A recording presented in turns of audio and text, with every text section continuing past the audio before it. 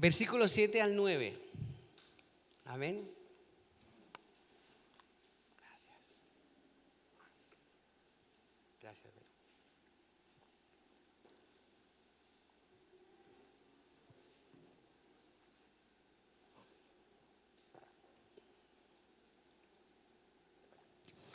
Evangelio de Lucas 3, versículos 7 al 9. Y dice la palabra de Dios: y decía a las multitudes que salían para ser bautizadas por él: oh generación de víboras, ¿quién os enseñó a huir de la ira venidera? Haced pues frutos dignos de arrepentimiento, y no comencéis a decir dentro de vosotros mismos: tenemos a Abraham por padre. Porque os digo que Dios puede levantar hijos a Abraham aún de estas piedras. Y ya también el hacha está puesta a la raíz de los árboles. Por tanto, todo árbol que no da buen fruto se corta y se echa en el fuego.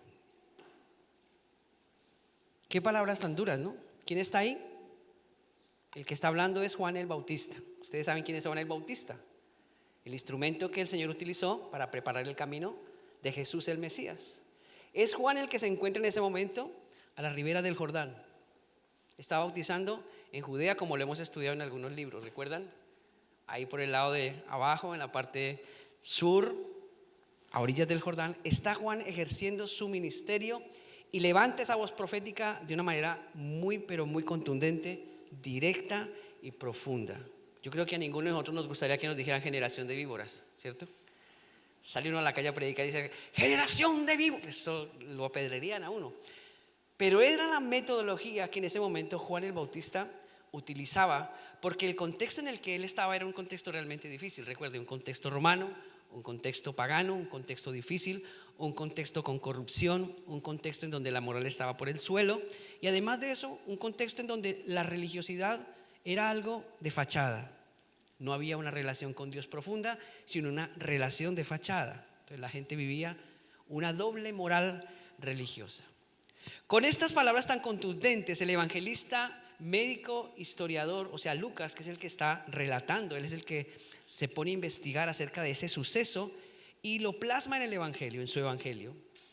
Él recoge este fragmento de la vida del Bautista, quien sin ningún titubeo, sin ningún problema, sin pelos en la lengua, llama a su audiencia generación de víboras. Madre mía, era bien complicado. Poner en evidencia el pecado del pueblo era una de las tareas de este hombre. Él tenía que poner en evidencia el pecado del pueblo. No creo que tanto fuera a ir contra la gente, ¿vale? Porque es que a veces cuando uno habla de pecado, la gente cree que uno está yendo contra ellos. No, el Bautista iba contra el pecado de la gente, no contra la gente. Él no quería agredir a nadie, sencillamente él iba a lo más profundo, a la realidad que había en sus corazones, el pecado. Y en esa realidad, entonces hay una sola verdad que él tiene que proclamar: el arrepentimiento. Por eso el tema de hoy es arrepentimiento activo. Así el Señor me permite colocar a este sermón: arrepentimiento activo. Porque a veces pensamos nosotros que pasa la vida cristiana y se nos acumulan cosas en nuestra vida, en nuestro corazón, ¿sabes? Y dejamos que pasen los días y como que pasamos por alto que debemos vivir en un continuo acercamiento a Dios, en un continuo arreglar cuentas con Él. El libro de los Hebreos, en el capítulo 12, dice: despojémonos de todo peso y del pecado que nos asedia.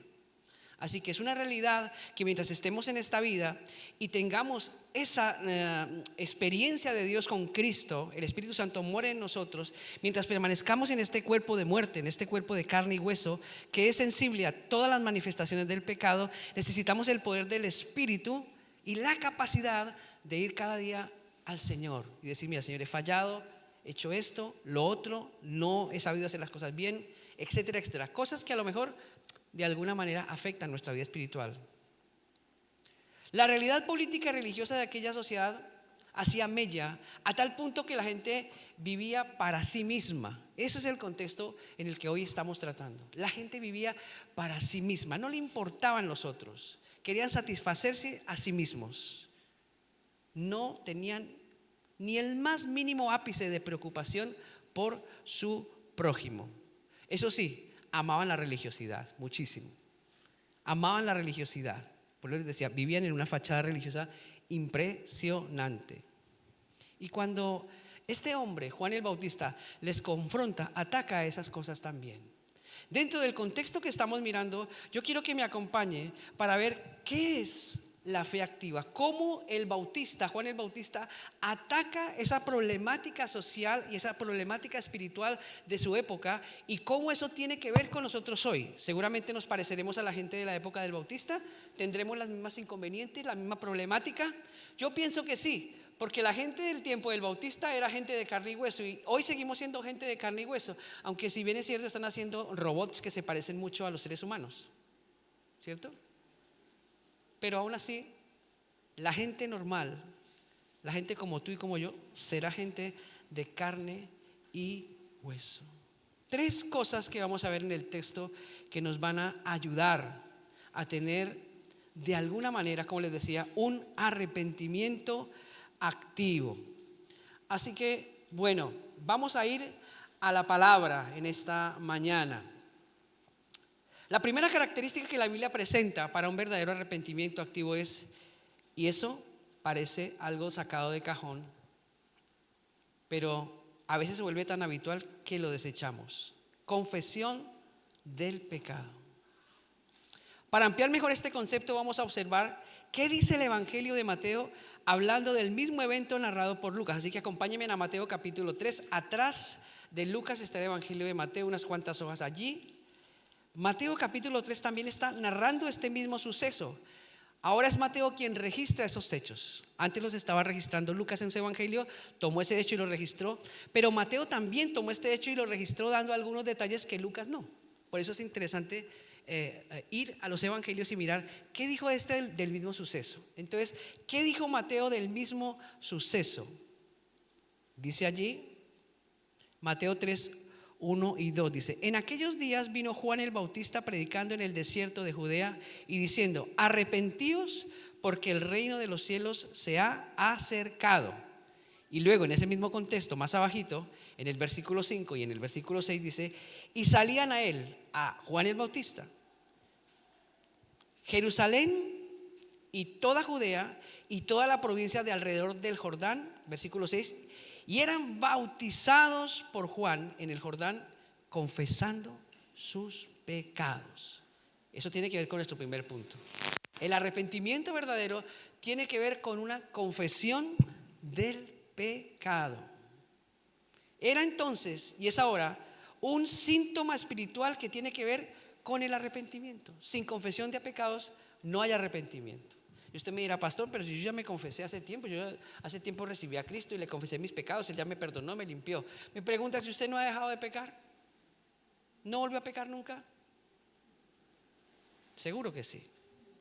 Si bien es cierto, nosotros no practicamos el pecado, pero sí pecamos. Esa es nuestra naturaleza y esa es la tendencia nuestra. Esta carne no quiere buscar a Dios. Esta carne no quiere orar. Esta carne no quiere hacer nada que tenga que ver con las cosas espirituales. Pero si usted ve, esta carne le gusta más hacer otras cosas, como por ejemplo ver Netflix, ¿cierto? ¿Está mal ver Netflix? No.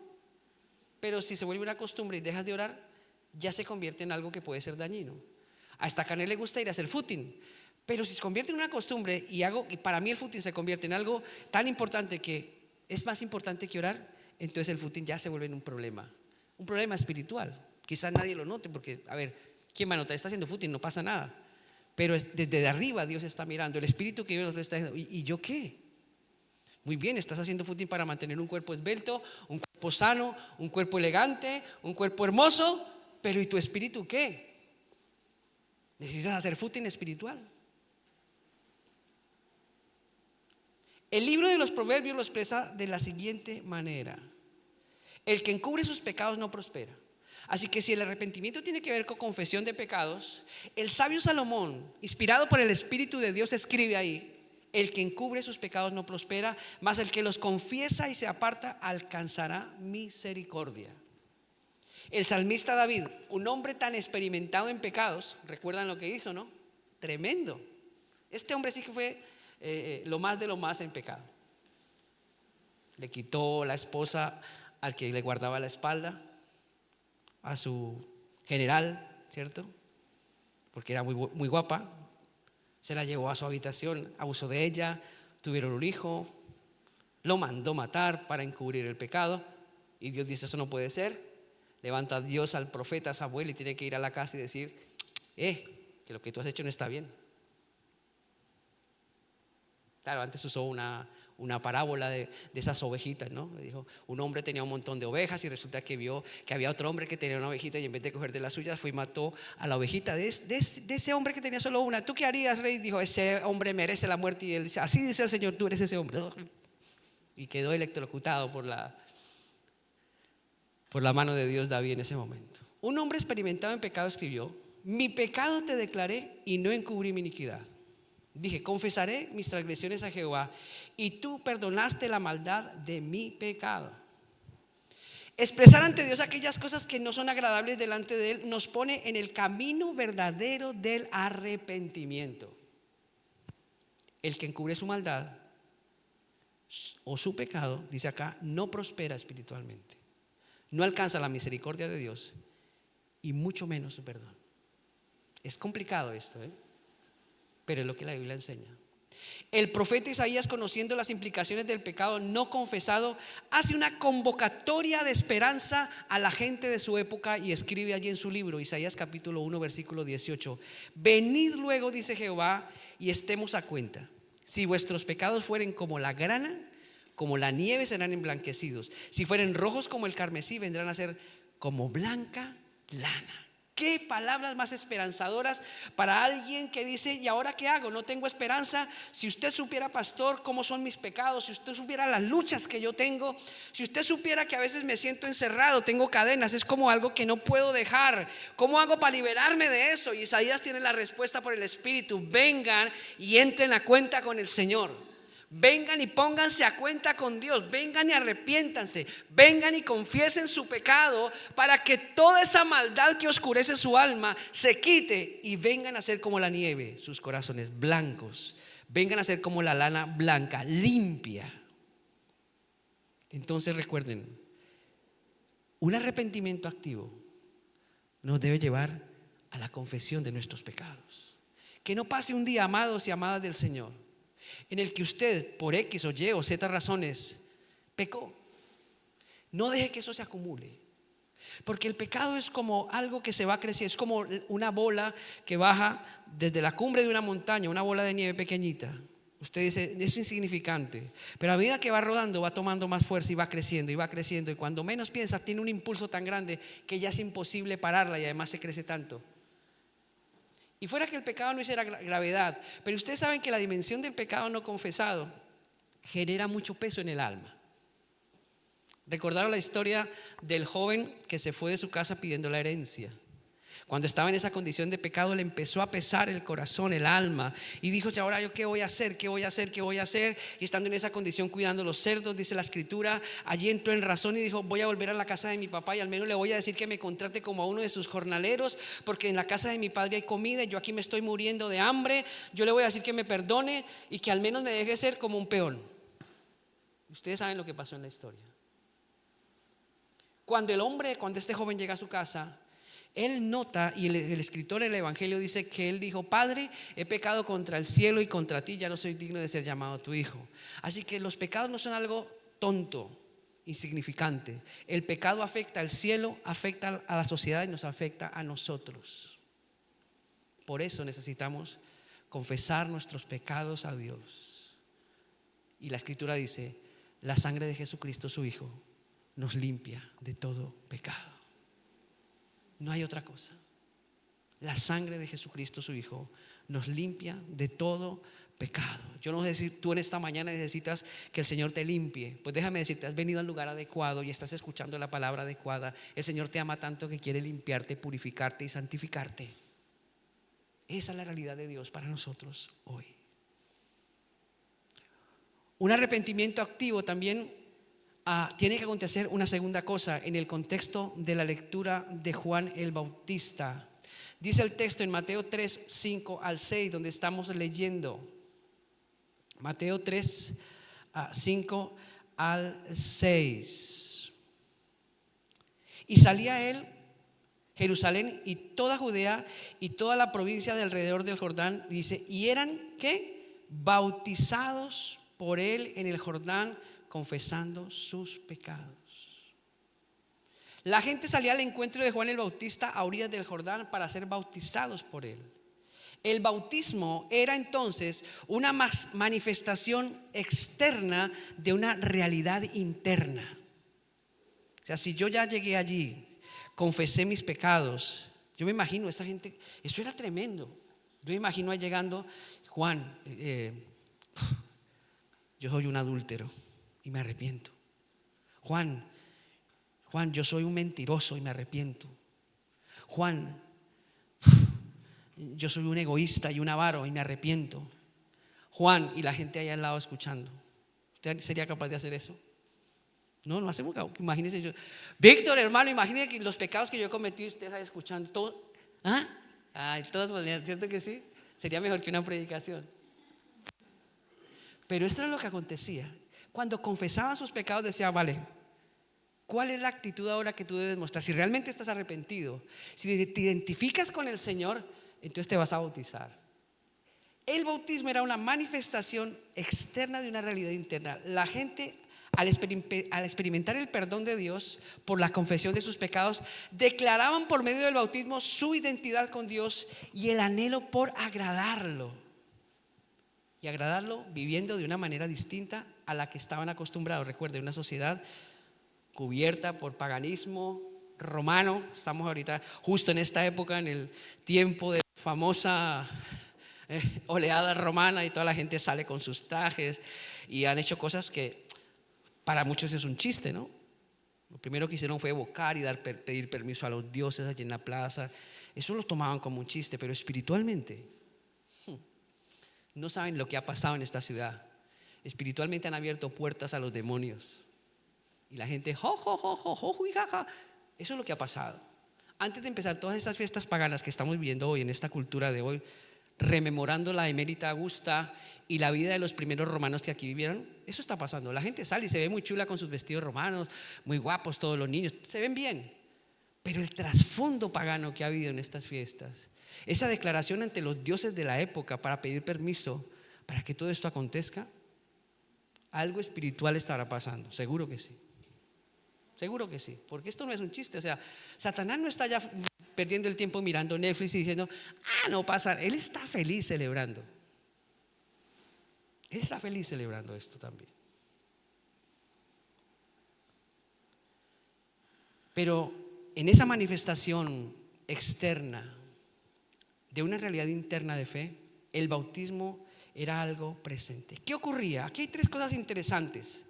Cuando Jesús se bautizó, cuando estaba en ese bautismo, ocurrió algo interesantísimo. Primero, Mateo 3, 13 al 17 describe algo interesante.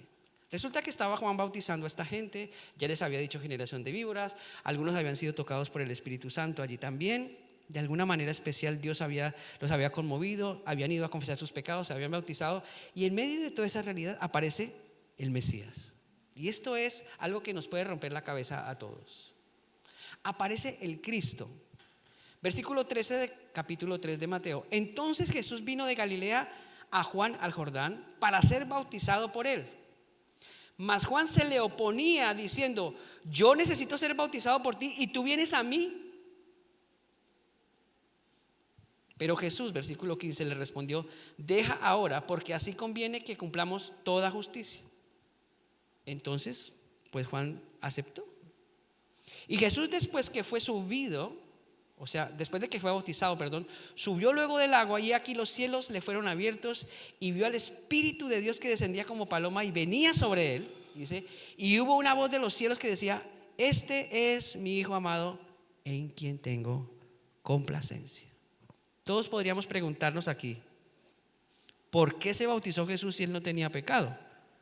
¿No era acaso este bautismo para arrepentimiento y perdón de pecados? Buena pregunta, gracias por hacérmela. La razón por la cual se bautiza a Jesús es prácticamente por una cosa. La mayoría de los eruditos, cuando analizan este contexto, llegan a una conclusión. Jesús se identificó con la humanidad pecadora. Él no era pecador, él no se estaba bautizando para arrepentimiento, pero en ese momento se estaba identificando contigo y conmigo.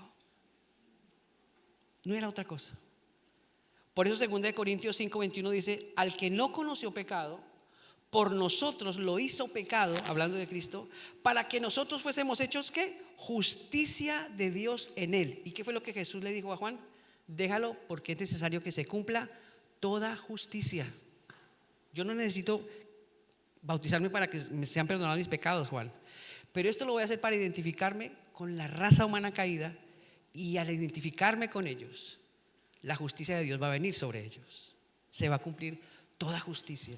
Van a poder conocerme a mí, van a poder encontrar y saber que yo soy el camino, yo soy la verdad, yo soy la vida. Pero yo tengo que identificarme con ellos, yo voy a ser el ejemplo de ellos.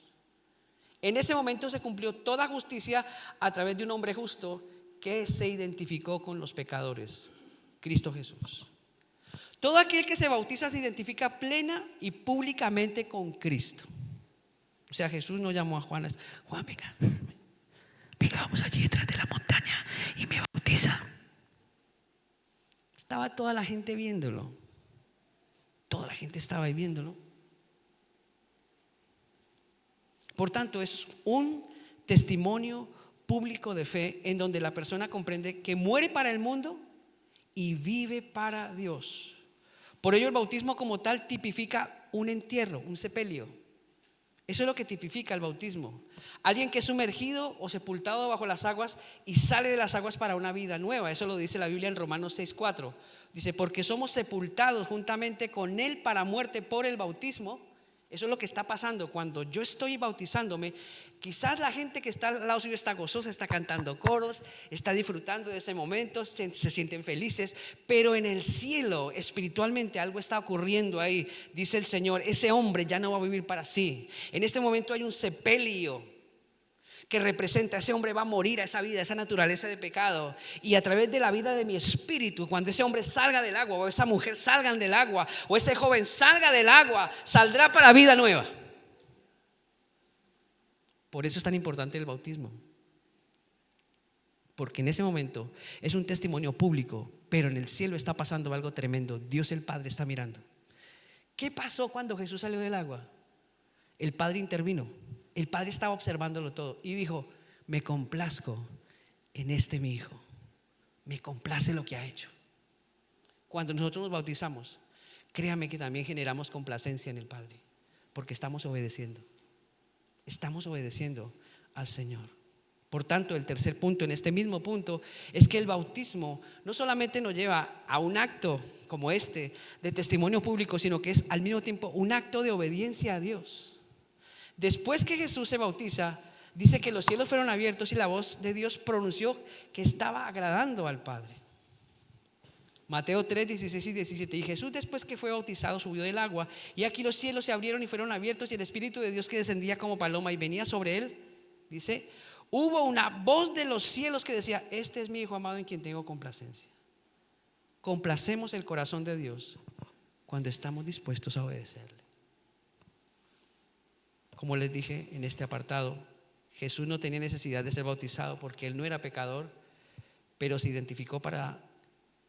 bautizó para identificarse contigo y conmigo como hombres y mujeres pecadores, y al mismo tiempo se creó una complacencia en el corazón del Padre, pero fue un acto testimonial al mundo. Un arrepentimiento activo también, tercer punto, es un cambio de actitud frente a la sociedad. Un verdadero arrepentimiento repercute en el entorno social y debe hacerlo de manera práctica. Mire todo lo que implica esto del arrepentimiento, hermanos. A veces piensa uno que el arrepentimiento es solo confesar el pecado. Mira todo lo que repercute esto. Es toda una implicación en la fe. No es el hecho de decir: ya me arrepentí, hice una oración de fe y voy a vivir como me dé la gana. No, como ustedes están viendo, es toda una implicación en la fe. Y un verdadero arrepentimiento activo tiene que generar un cambio en el entorno social de aquel que se ha bautizado. Algo tiene que pasar en su entorno social. Como sabéis, la sociedad tiene distintas variantes de influencia que hacen mella en el corazón de las personas. Para los judíos de aquella época, el entorno político y religioso había hecho de ellos hombres y mujeres de corazón duro. Hombres, y se van a dar cuenta por el texto, hombres y mujeres de corazón duro, faltos de caridad y faltos de una fe genuina en Dios. Religiosamente ellos pretendían no pasar por las aguas del arrepentimiento, sino más bien echar mano de su herencia religiosa para escaparse de la ira de Dios. Y Juan el Bautista les tiene que confrontar de manera determinante, poniéndole contra las cuerdas. Lucas 3, 7 al 9. Miren este suceso. Ellos se dieron cuenta que el Bautista estaba llamando al pueblo al arrepentimiento. Y les decían, si realmente están arrepentidos, confiesen sus pecados. Si realmente están arrepentidos y se identifican con el Señor, si se identifican con el Evangelio, se identifican con este mensaje de esperanza, entonces bautícense. Si realmente están arrepentidos, entonces pónganse en manos de Dios. ¿Y qué hicieron ellos? Algunos se bautizaron y otros no. Los que no se bautizaron, dice el versículo 7, y decía a las multitudes que salían para ser bautizadas por él: oh generación de víboras, ¿quién os enseñó a huir de la ira venidera? ¿Y cómo querían huir de la ira venidera ellos? La pregunta, gracias por hacérmela. Juan les dijo: haced pues frutos dignos de arrepentimiento. Y así era como querían huir. Y no comencéis a decir dentro de vosotros mismos: tenemos a Abraham por padre. Muy bien lo que tú predicas, Juan. Muy bien, vale. Que sí, que la gente tiene que confesar sus pecados, vale, que se tienen que echar un chapuzón en el agua y salir y decir que ay, qué bueno que somos, ay, nos hemos arrepentido, qué bien, muy bien, pero ¿sabes? Tenemos un mejor plan. Abraham es nuestro padre. Y Juan dice, ah, sí, generación de víboras. ¿Quién les dijo que así pueden escapar de la ira de Dios? ¿Cuán equivocados están ustedes? Porque os digo que Dios puede levantar hijos a un Abraham de estas piedras. Y les dice algo más: quiero que sepan que ya el hacha está puesta a la raíz de los árboles. Por tanto, todo árbol que no da buen fruto se corta y se echa en el fuego. Estaba siendo súper fuerte. ¿Ustedes quieren confiar en su herencia religiosa? ¿Creen que porque dicen que son hijos de Abraham van a escapar de la ira de Dios? ¿Creen que por estar bajo una cobertura religiosa de siglos van a escapar de la ira de Dios? ¿De verdad? Pues ya la raíz está puesta en el hacha, y si ustedes no dan frutos dignos de arrepentimiento, serán echados en el fuego. En otras palabras, Juan les está diciendo: ustedes se van a ir al infierno. Más claro no canta un gallo, dice. En la región de Palestina de aquel entonces, donde las serpientes eran bastante comunes, no era raro verlas escapando de algún incendio de malezas. Pero esto no significaba que ellas dejaran de ser serpientes. Entonces eso es lo que estaba pasando. Esa gente que no quería pasar por las aguas del arrepentimiento decían: nuestro padre es Abraham, vamos a escapar de este mensaje, vamos a escapar de la ira de Dios, no pasa nada, somos judíos, tenemos una herencia religiosa. Y Juan les dice: víboras, víboras, vais a quemaros, seguís siendo serpientes.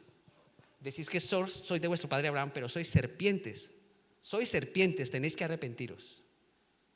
Wow, este mensaje era muy fuerte. Juan proyecta esta imagen muy conocida por todos y les dice que no es posible alcanzar el perdón y la misericordia de Dios por algo herencia religiosa o la herencia abrahámica. No, nadie puede escapar del juicio de Dios. Les dice: muestren con sus actos que de verdad están arrepentidos, muestren con sus actos que su fe está puesta en Dios y es genuina. Muestren con sus actos que es Dios en sus vidas el más relevante, e imiten la fe de Abraham, no se escuden en ella. Eso es lo que querían hacer. No querían imitar la fe de Abraham, pero querían echar mano de su herencia religiosa para escudarse en eso, para no ser confrontados de su pecado, para huir, para escapar como serpientes del fuego del infierno. Fue una confrontación fuerte. Pero ¿tiene que ver esto con nosotros hoy? Dios confronta también nuestra fe, ¿saben? Dios confronta tu fe y mi fe. La Escritura dice que nuestra fe es tomada como el oro y es puesta en el crisol para ver si realmente eso no es. por amor a nosotros, Dios tiene que confrontar nuestra fe en esta tierra, porque cuando muramos ya no hay tiempo para confrontar la fe.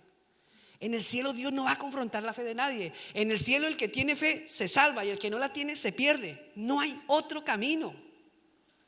Es aquí donde tú y yo seremos probados. Es aquí donde nuestra fe será probada por Dios. No hay otro lugar, no hay escapatoria. No podemos ser como serpientes. No pretendamos huir del fuego y parecer que estamos bien, ¿no? Tiene que ver con nosotros hoy,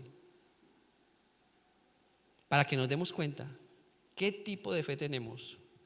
Una fe por herencia o una fe personal con convicción porque el Espíritu te ha tocado. Yo tenía mi fe por herencia. Yo vengo de una realidad católico romana. Esa era mi fe. El primero que se convirtió de mi casa fui yo a los 12 años. Cuando yo llegué, ustedes saben que eso fue un shock.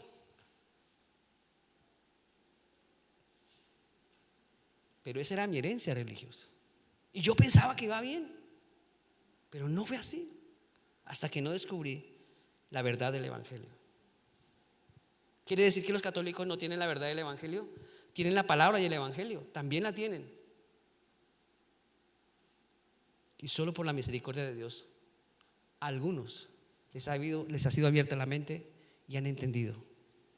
Porque los católicos también pueden conocer a Cristo si el Espíritu toca sus mentes y les abre el entendimiento.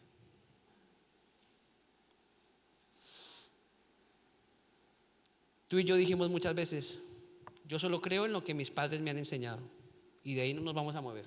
Sí, así lo dijimos muchas veces. ¿Suena ese eco del Evangelio otra vez en nosotros? Sí, ese mismo eco que dice: Abraham tenemos por padre. Está sonando, sonaba. Yo tengo mi religión, lo que me inculcaron mis abuelos, yo no puedo cambiar eso. Abraham tenemos por padre. Y el Espíritu dice: generación de víboras, no van a poder escapar del fuego del infierno. No pasa nada, cuando yo me muera van a pagar misas y me van a sacar del purgatorio. Están engañados porque la Biblia no habla de purgatorio. No existe el purgatorio. Eso no es real. Es la mentira del diablo para engañar las mentes de los que no conocen las Escrituras. Y otra vez Juan diciendo: generación de víboras, no van a poder escapar de la ira del infierno. Arrepiéntanse. No hay purgatorio. Por eso Cristo murió por ustedes en la cruz del Calvario y derramó su sangre. Arrepiéntanse. ¡Wow!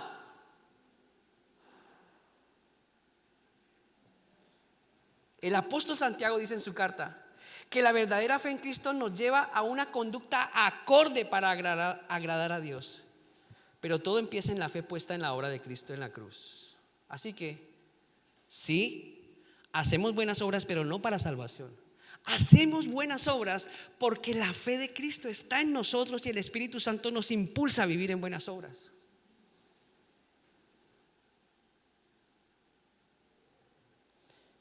El apóstol Santiago entonces nos abre una perspectiva.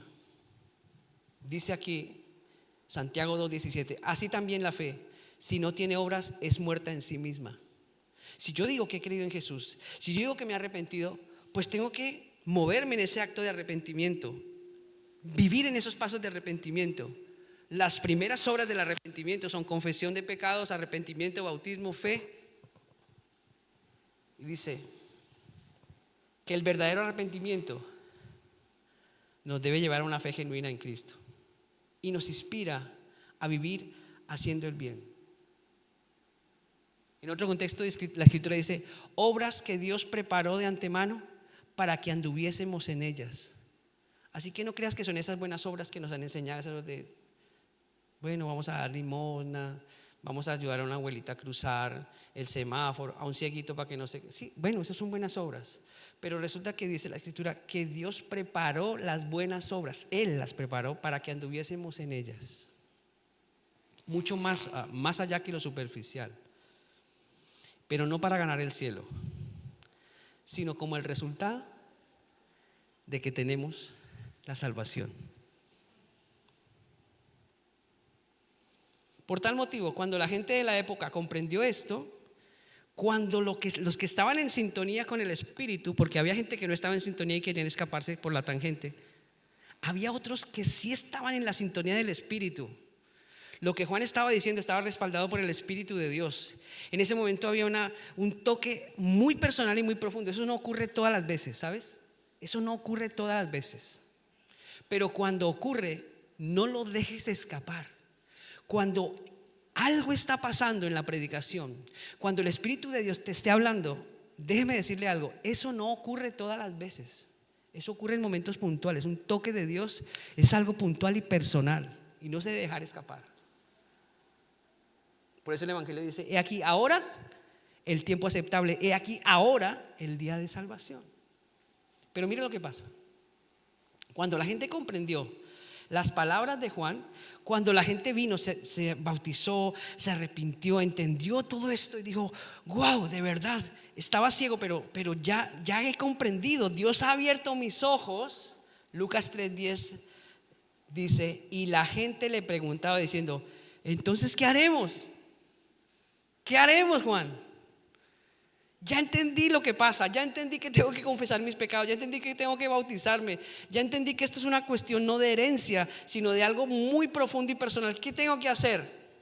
Lucas 3:11-14. Y respondió Juan y les dijo: el que tiene 2 túnicas, dé al que no tiene. ¿Cómo? Uy, no, pero Juan, si yo compro mi ropa en Christian Dior, ¿tú sabes cuánto cuesta una túnica sin costuras?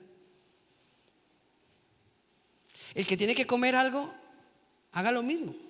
Uy, no, usted sabe lo que tuve que invertir en la compra y todo lo que tuve que trabajar este mes para llenar mi frigorífico, y tengo que sacar de mi frigorífico para darle al que no tiene. A ver, la fe es práctica. Vinieron también unos publicanos, unos cobradores de impuestos, los que trabajaban para el gobierno, judíos que trabajaban para Roma y eran odiados. Y le preguntaron: maestro, ¿qué haremos? Él les dijo: no exijáis más de lo que está ordenado. ¿Cómo? Pero no es que lo que yo cobro además es lo que yo me echo a la saca para enriquecerme. Pues confórmese con lo que usted gana. No robe al pueblo. Dice también, versículo 14, que le preguntaron unos soldados diciendo: ¿y nosotros, los que ponemos el orden acá, los que damos la cara para que no hayan trifulcas? A ustedes les voy a decir lo siguiente: no hagáis extorsión a nadie, ni calumniéis, y estad contentos con vuestro salario. ¿Cómo? ¿Sí ve? Es un cambio. El arrepentimiento activo es un cambio que afecta aún el entorno social. El mensaje del arrepentimiento permea los corazones y repercute en el contexto social. Y aquí repercutió en el sistema de gobierno, en el sistema de finanzas, en la sociedad común. Eso es lo que hace un arrepentimiento activo. Genera un cambio social en el entorno donde las gentes son tocadas por Dios. Un corazón arrepentido hace mella en el contexto social, porque su fe en Jesús lo impulsa de manera sobrenatural y natural al mismo tiempo a hacer lo que agrada a Dios. Si nuestra fe en Jesús no se demuestra con actos que traigan cambios reales en nuestro entorno, entonces nuestra fe no es significativa.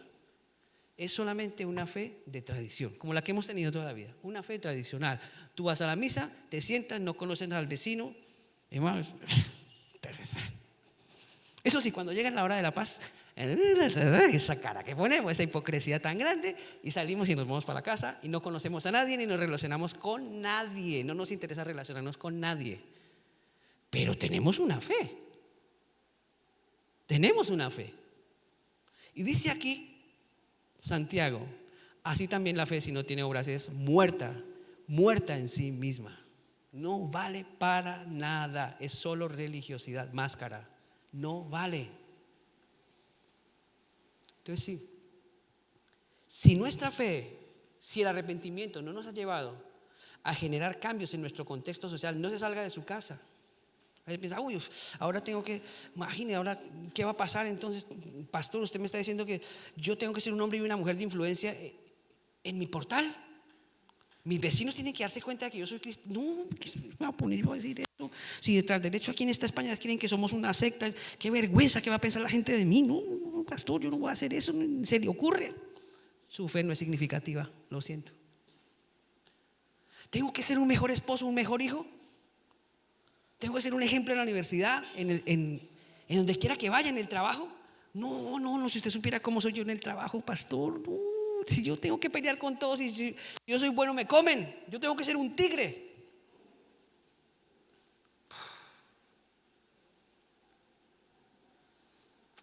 La fe sin obras es muerta. No es significativa. Es solo religión. Es solo religión. Es solo religión.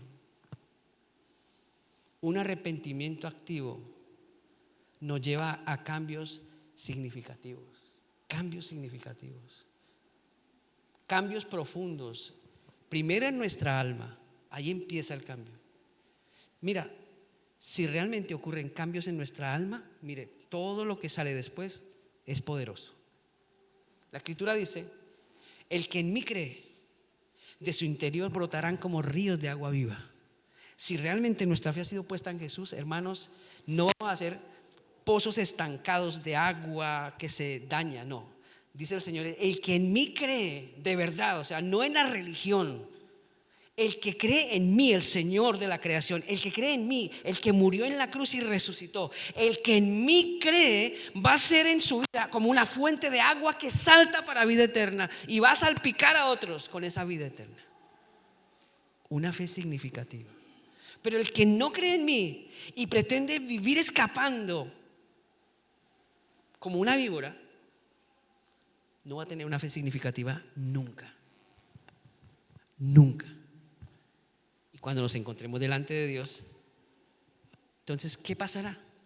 Ya dice la Biblia, allí ya no hay nada que hacer, porque el Señor estuvo aquí todo el tiempo insistiéndonos. Es aquí donde se arreglan las cosas. Allá ya no.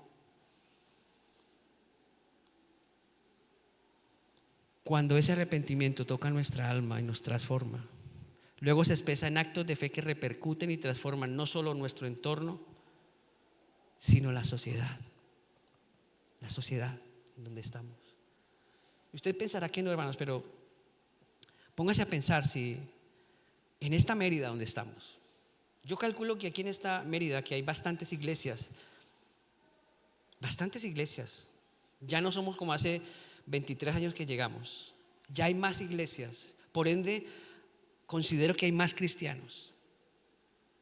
¿Será que si un cristiano de verdad, que ha tomado el arrepentimiento como algo serio, algo real, no podrá influenciar en su entorno? Puede influenciar, porque el Espíritu Santo le ha sido dado para eso.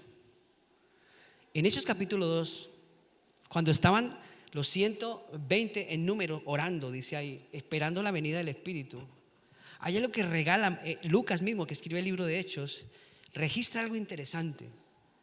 Dice que cuando estaban allí unánimes juntos, vino sobre ellos el Espíritu de Dios y los llenó y empezaron a hablar en otras lenguas, como el Espíritu les daba que hablasen. Dice que cada uno hablaba en un idioma diferente, pero las personas que venían en esa fecha, a esa fiesta de la Pascua, judíos de otras naciones con otros idiomas, escuchaban en su propio idioma, dice, las maravillas de Dios y fueron impactados. ¿Será que el Espíritu Santo que fue derramado en ese Pentecostés y que nos ha sido dado a nosotros hoy, no quiere seguir impactando con el mensaje del Evangelio los corazones de los hombres? Yo sí creo que sí. Yo creo que sí. Pero necesitamos gente que entienda que el arrepentimiento es algo activo. Es algo activo. ¿Vale? Pensemos en esto solamente. Y recordemos en esta mañana esa realidad de Dios en nuestras vidas. Seguramente a la gente no le va a gustar tu nuevo estilo de vida, tu nueva manera de hablar, tu nueva manera de pensar, tu nueva manera de ser, tu nueva manera de actuar y de proceder. ¿Sabe? Porque cuando Dios manifiesta su gloria y su poder, incomoda las tinieblas. ¿Y sabes qué dice la Biblia? Que nosotros somos luz en medio de tinieblas. Cuando usted entra a un cuarto oscuro y enciende, le da al interruptor, las tinieblas desaparecen. ¿Qué hace eso? Choca la luz y rompe las tinieblas. Eso pasa con un cristiano de verdad. En un contexto corrompido, en un contexto de maldad, en un contexto donde solo la gente dice tactos, en un contexto en donde toda la gente piensa con el doble sentido, en un contexto donde la gente está hablando del otro, donde el chisme va y viene, llega un cristiano y se para firme, se rompe el hilo, se rompen las conductas y la gente empieza.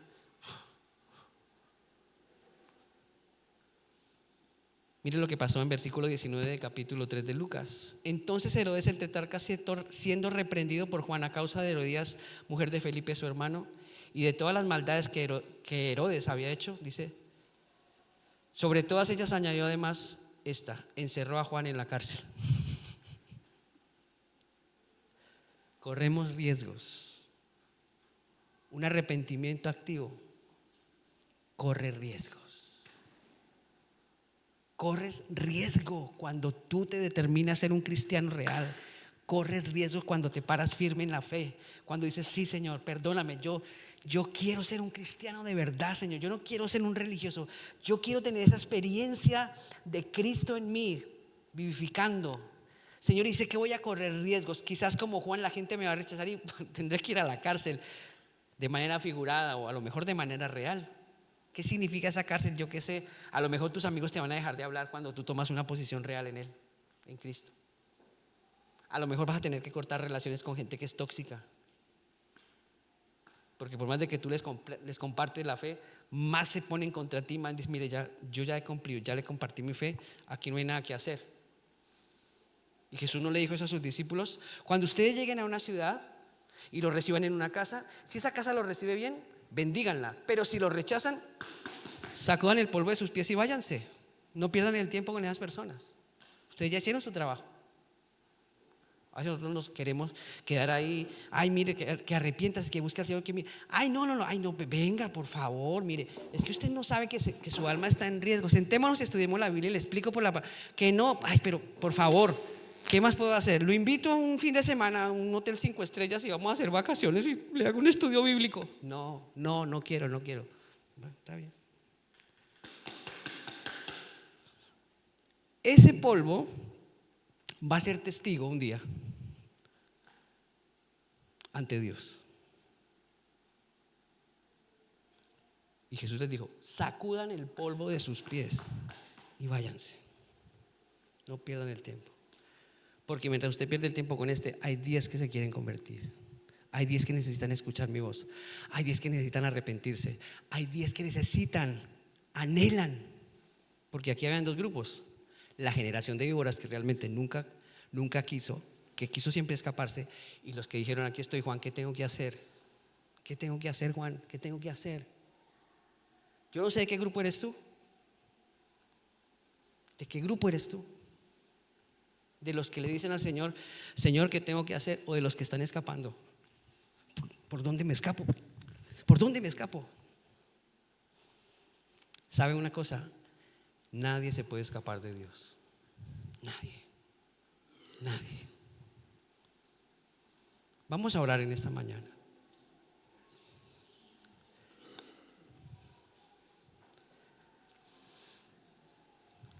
Y vamos a pedir al Espíritu Santo hoy que nos ayude en esta fe. En esta fe que es en Cristo. Gracias a Él, porque es en Cristo, no es en la religión. No se trata de que usted sea evangélico. Déjeme decirles, no se trata de eso. Su fe tiene que estar puesta en Cristo. Eso es lo que lo hace diferente. Y dígale al Señor usted allá. Hoy no tiene que ser como en el día de Juan, hablarlo aquí públicamente, no. Si usted tiene algo en esta mañana, si usted está consintiendo con un pecado y piensa que nadie lo está viendo, déjeme decirle: los ojos del Señor, usted no puede escapar de los ojos de Dios, nadie. Y hoy usted puede decirle: Señor, perdóname. Yo quiero vivir en un arrepentimiento activo, Señor. Perdona mis pecados. Yo no puedo vivir en esta dimensión, Señor, si tú me rescataste y me perdonaste. Si tú pagaste un precio tan alto, si derramaste tu sangre, si diste tu vida por mí, Señor, no fue un juego lo que tú hiciste. Yo no podía morir y tú moriste en mi lugar. Tú pagaste por mí, Señor. Perdona mis pecados, Señor. Perdona mis pecados. Lávame con esa sangre. Ayúdame a ser determinante, Señor, a pararme firme, Señor. Ayúdame a seguirte de verdad, a vivir en un arrepentimiento activo, a entender que, Señor, es más práctico el arrepentimiento de lo que yo pensaba y me imaginaba, Señor. Ayúdame. Yo no quiero escapar como una víbora, Señor, y seguir siendo una víbora. Yo me rindo a ti en esta mañana, Señor. Yo me rindo, Señor, y me arrepiento. Y te pido que me ayudes a caminar realmente en esa fe, en la fe de Cristo Jesús. Ayúdame, Señor. Y tienes que decirle que a veces seguramente eres débil y a veces te caes y te paras. Y créeme que Dios te ha visto. El Señor te ha visto. El Señor no ignora esos momentos. Y el Señor ha estado ahí también. Aunque tú no lo has visto, aunque tú no hayas sentido nada, déjame decirte, el Señor ha estado ahí contigo. Nunca te ha abandonado. Su misericordia no se ha cortado para con sus hijos. Hoy es un tiempo para reflexionar, para interiorizar esta palabra y para pensar en qué punto del arrepentimiento estoy realmente con Dios y qué necesito seguir haciendo para vivir en un arrepentimiento activo. Y déjame decirte algo, esa realidad, ese anhelo, ese cambio no viene de tu carne ni de mi carne. Esa es la realidad de Dios en ti actuando. Él es el que te moviliza, el que te impulsa, el que te inspira a caminar en esos pasos de fe. Eso no viene de tu carne, así que no pienses que es tu carne la que te va a invitar. Necesitas pedir al Espíritu Santo de Dios que venga sobre ti y te ayude. Ese Espíritu de Dios que aquel día se manifestó en el bautismo de Cristo y que habló y que se posó en Jesús como paloma, recuerda. Esa voz del cielo que decía: este es mi Hijo amado. Estaba la Trinidad de Dios presente ahí, Padre, Hijo y Espíritu Santo. Ese fue un momento glorioso para enseñarnos a nosotros que cuando entramos en la dimensión de Dios, es Dios Trino el que está en nosotros, operativo, para testificar, para testimoniar al mundo de que nuestra fe es real, que no es un juego,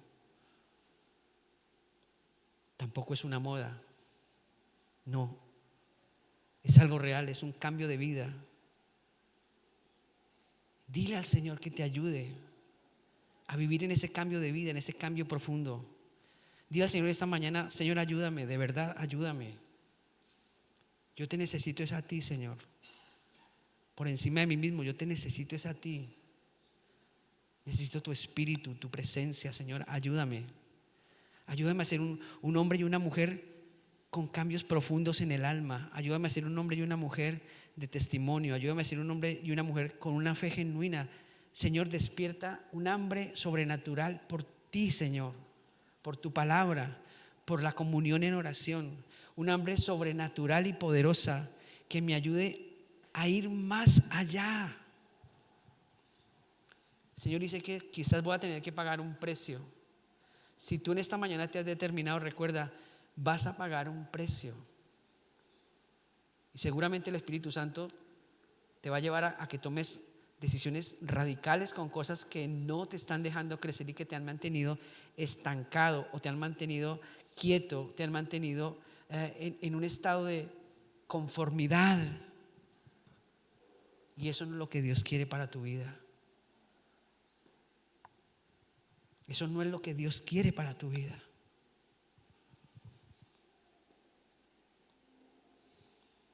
La Biblia dice que vamos de gloria en gloria, de poder en poder, de triunfo en triunfo. La Biblia dice: hasta que Cristo sea formado en vosotros, a su altura, a su anchura y a su plenitud. Por eso el arrepentimiento es activo, no es algo que se queda estático. Amado y amada del Señor, escúchame. Si estás conforme con la vida que llevas, si crees que esa es la vida que Dios le agrada, y el Espíritu en esta mañana te está indicando: no es así. No hagas oído sordo a esta palabra.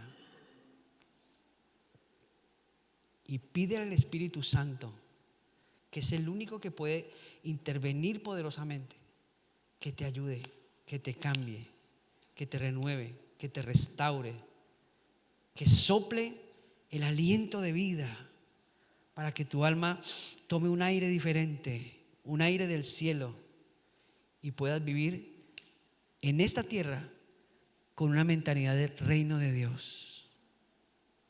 Recuerda que tú eres parte del cuerpo de Cristo.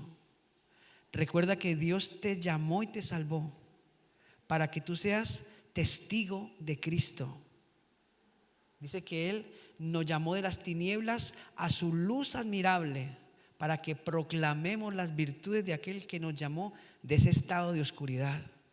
Así que no podemos estar conformes, no podemos estar quietos y estáticos. Nuestra fe es activa, nuestro arrepentimiento es activo. La fe es acción. Recuerda, la fe es acción. Padre, gracias por tu palabra, y oro para que tu Espíritu, Señor, siga hablando a nuestro espíritu durante estos días, durante esta tarde, durante esta semana. Yo quiero rogar por esta ciudad de Mérida y por todo lo que se está celebrando en este tiempo, Señor, y me atrevo en el nombre de Cristo a rogar en esta mañana que sea roto todo pacto, que sea roto todo pacto, Señor, espiritual, que sea roto, Señor, toda palabra que se dijo en esa plaza para pedir permiso a los dioses, al paganismo. Señor, en el nombre de Cristo yo ruego perdón y misericordia para esta ciudad. Yo ruego perdón y misericordia para esta ciudad por causa de nuestros hijos y nuestras familias. Señor, yo te ruego que no permitas que nada espiritual se desate por causa de esas manifestaciones paganas. Guarda nuestros hogares y nuestras vidas de toda influencia del maligno, Señor, que venga por causa de eso. Neutralizamos en esta mañana, en el nombre, iglesia, ayúdeme a orar por esto. Neutralizamos en esta mañana, en el nombre de Jesús, toda influencia de la maldad que se desata por causa de estas fiestas paganas en esta ciudad. Declaramos inactivo e inoperante el mover del enemigo sobre esta ciudad por causa de esas fiestas paganas, Señor. Proclamamos que la luz del Evangelio corre como un río por esta ciudad y tu misericordia se extiende. Señor, declaro lo que dice tu palabra: donde abundó el pecado, sobreabundó la gracia. Señor, que tu gracia sobreabundante sea sobre la ciudad de Mérida, que tu misericordia sobreabundante sea sobre la ciudad de Mérida, Señor. Ten misericordia de esta nuestra ciudad en la cual vivimos, Señor. Que tu paz se establezca sobre esta ciudad, sobre el gobierno, Señor, que está en esta ciudad, Padre. Yo te ruego, Padre bueno, opera en las mentes de aquellos que gobiernan, Señor, para que tu paz se establezca. Oh Señor, tenga misericordia, Padre, de tanta gente que sufre en esta ciudad. Tenga misericordia, Señor, de tanta gente que vive en la desesperación. Tenga misericordia, Señor, de tanta gente, Señor, que en este momento quizás quiere quitarse la vida. Tenga misericordia, Señor, por favor. Tenga misericordia, Dios Padre bueno. Tenga misericordia, Señor, por favor. Ayúdanos a ser hombres y mujeres fieles a tu palabra. Gracias, Señor, en el nombre de Cristo. Amén. Amén.